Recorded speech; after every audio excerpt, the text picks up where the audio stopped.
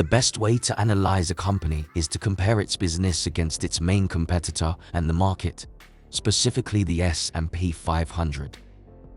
First, we look at growth. Which stock has the highest projected earnings growth for the next 5 years? We prefer a higher growth rate. The most points are awarded to the highest rate. Second, we look at PE ratio. Which stock has the least amount of speculation with a lower PE ratio? We prefer a lower ratio. The most points are given to the lower speculated stock. Third, we look at the 200-day simple moving average.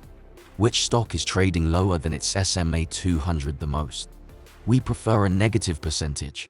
The most points are given to the worst SMA 200. Fourth, we look at the returns.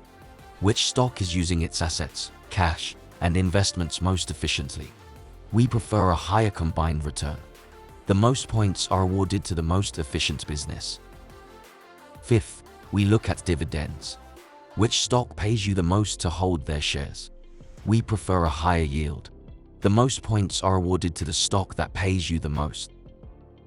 Sixth, we look at the short float. Which stock are investors and traders most bearish in?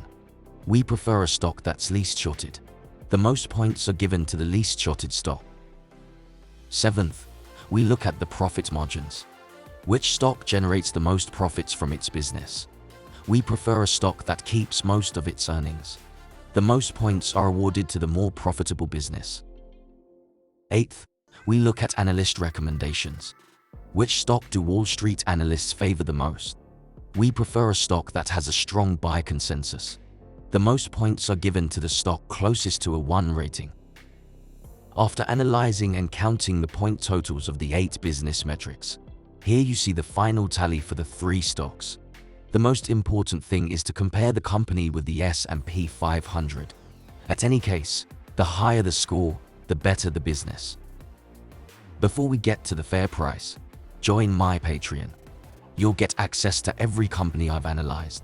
It's updated all the time. Go to patreon.com/GrowthShares or click on the link in the description. Here's the current stock price, along with the company's fair price, so we can figure things out quickly. The big percentage number on the screen is basically how undervalued or overvalued the stock is relative to its fair price. The more positive the percentage, the more undervalued the stock is right now. And then there's performance. Sometimes you just want to know if the stock has performed well enough versus its industry and the S&P 500 during multiple periods.